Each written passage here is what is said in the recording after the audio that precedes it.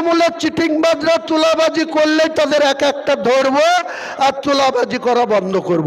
মুর্শিদাবাদের মানুষের সাথে ভোটও লিবা, আবার টাকাও তুলে নিয়ে যাবা, ওসব হবে না বাবা। ধন অভিষেক, আগামী দিনে 200 পুলিশ নিয়ে তুমি কালীঘাটের বাড়িতে ঘুমাও, 20টা পুলিশও তোমার বাড়িতে আর আগামী দিনে এপ্রিলের পরে গার্ড দিবে না। 20টা পুলিশও আর তোমাকে গার্ড দিবে না। সরকারটা যেতে দাও, তারপরে 200 পুলিশ নিয়ে ঘুমানো তোমার বের করবো। এদেরকে সরকার থেকে উচ্ছেদ করাই হুমায়ুন কবিরের মূল টার্গেট।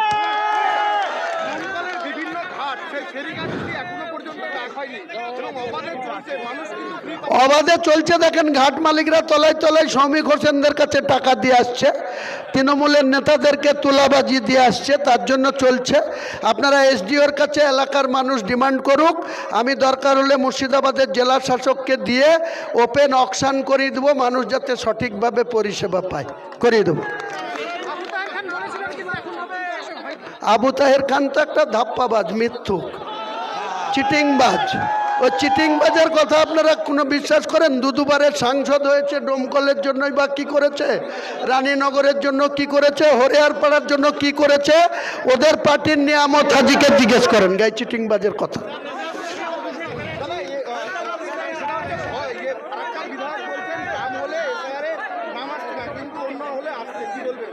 কি বলছে?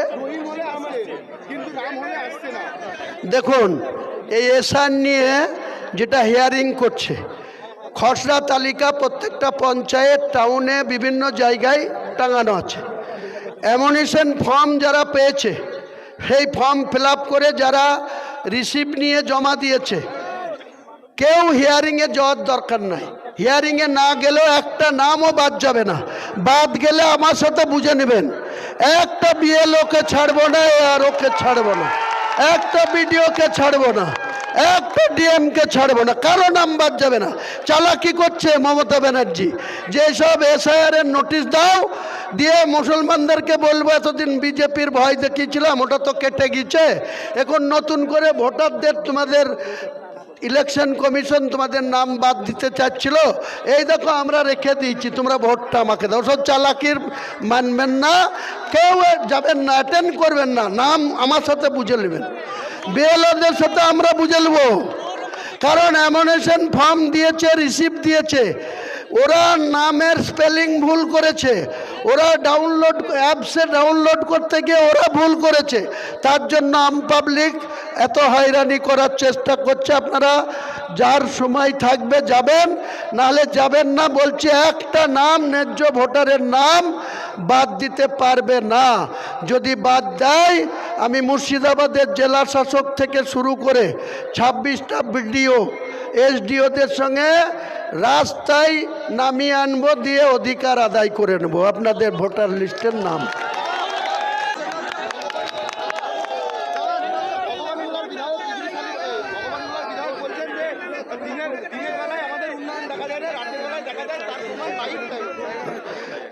এসব চিটিংবাজি কথা। তো ও তো 8,000 ভোটে জিতেছে, 33 সালে জিতেছিল 1,09,000 ভোটে, তারপরে ও বাই ইলেকশনে 8,000 না 8,500 ভোটে জিতেছে।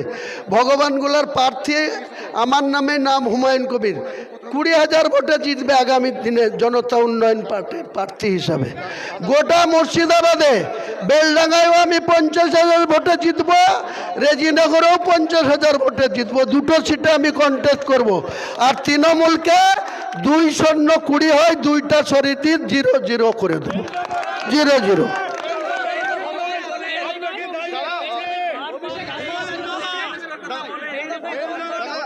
একসাথে বললে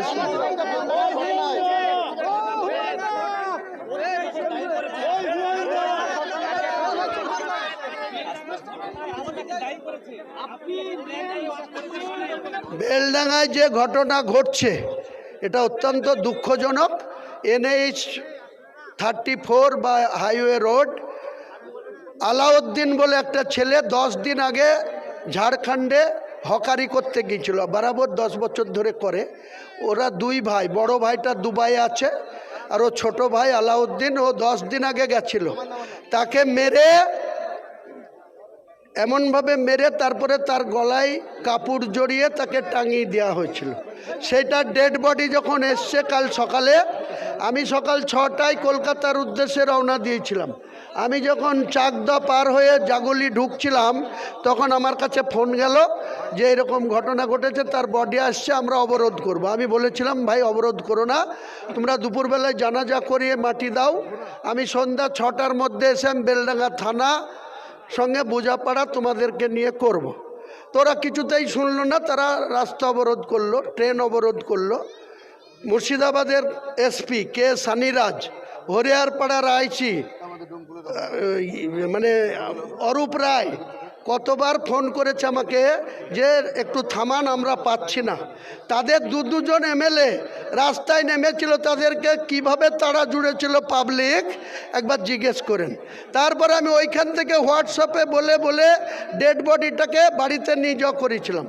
1:30টার পরে তাদের লওয়ানোর পরে মাটিও হয়েছে। আমি কলকাতা থেকে 4:10-এ রওনা দিয়ে এত জাম দেবগ্রাম থেকে, তাও রাত্রি 9টায় তাদের বাড়ি ঢুকেছি। হাজার হাজার লোক আমার জন্য ওয়েট করছিল। আবার কালকে রাত্রে আবার একটা ছেলেকে গাজীপুর, বিহারের গাজীপুরে মেরেছে। সেই খবর সেই ছেলেটাকে নিয়ে এসে বেলডাঙ্গা নতুন হসপিটালে অ্যাডমিট করেছে। হঠাৎ করে আমি যখন বেলডাঙ্গায় আছি বসে 10টায় আমার পার্টি অফিসে দমকলে আসার উদ্দেশ্যে বেরিয়ে, তখন হঠাৎ করে গুজব আসলো যে আর একটা ছেলেকে মেরেছিল, সে মারা গেল। সঙ্গে সঙ্গে 500 লোক আবার ওখানে রাস্তা অবরোধ করলো। পুলিশ নির্বাক দাঁড়িয়ে আছে, আইসি বেলডাঙ্গা থেকে শুরু করে এদের স্পেশাল ফোর্স সবাই। আমি কিভাবে সেই জনতাকে রোড ক্লিয়ার করেছি আপনাদেরকে ফুটেজ দিয়ে দেবো, দেখে নেবেন আপনি। এবিপি আনন্দও সরাসরি লাইভ করেছে, আমার কাছে কিছু ছেলে আছে তারাও লাইভ করেছে। আমি কিছু তক্কা করিনি, সেই লোকদেরকে সেখানে রাস্তা অবরোধ তুলে দিয়েছি। আবার চলে এসছি, আবার রাস্তা অবরোধ হয়েছে, সেখানে আবার বিক্ষিপ্ত সেল ফাটানো হয়েছে, কয়েকজনকে গ্রেপ্তার করেছে। এখান থেকে সোজা যাব বেলডাঙ্গা থানা। অত্যাচার বন্ধ করতে হবে। উড়িষ্যাতে কদিন আগে 1 মাসও হয়নি, সুতির বিধায়কের নাম কি মানি বিশ্বাস, ওর নাম ছেলেটার আমিনুল জুয়েল রানা, তাকে মরতে হলো, কিছু দেয়নি। আমি যে যখন ওদের বাড়িতে দেখা করতে গেলাম, আমার ব্যক্তিগত পকেট থেকে যখন 20,000 টাকা দিলাম, আমাকে ওরা ওই তার স্ত্রী বলল আমার একটা চাকরি দরকার, আমার কেউ নাই, আমার বাবা অসুস্থ। তা আমি বললাম দেখছি, আমার তো চাকরি দেওয়ার ক্ষমতা নাই। এক হুমায়ুন কবিরের হুঁকে 4 দিনের মধ্যে চাকরি দিয়ে দিয়েছে, এক হুঁকে হলো।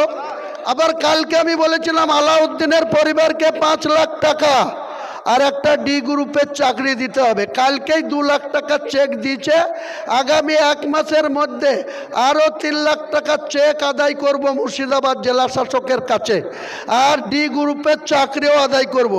না হলে মমতা বন্দ্যোপাধ্যায়ের বিরুদ্ধে, এই জেলা শাসকদের বিরুদ্ধে আবার রোড ব্লকেট হবে, না হলে বহরমপুরে ডিএম অফিস ঘেরাও হবে এই হুমায়ুন কবিরের নেতৃত্বে।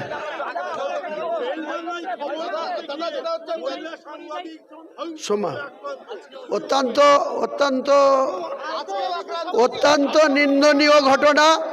সাংবাদিকরা আমাদের গণতন্ত্রের একটা পার্ট, জুডিশিয়াল সাধারণ মানুষ এবং এই যে সাংবাদিক বন্ধুরা, এরাই গণতন্ত্রের একটা বৃহত্তম পার্ট। তারা তাদের কর্মক্ষেত্রে গিয়ে এইভাবে আক্রান্ত হবে, এটা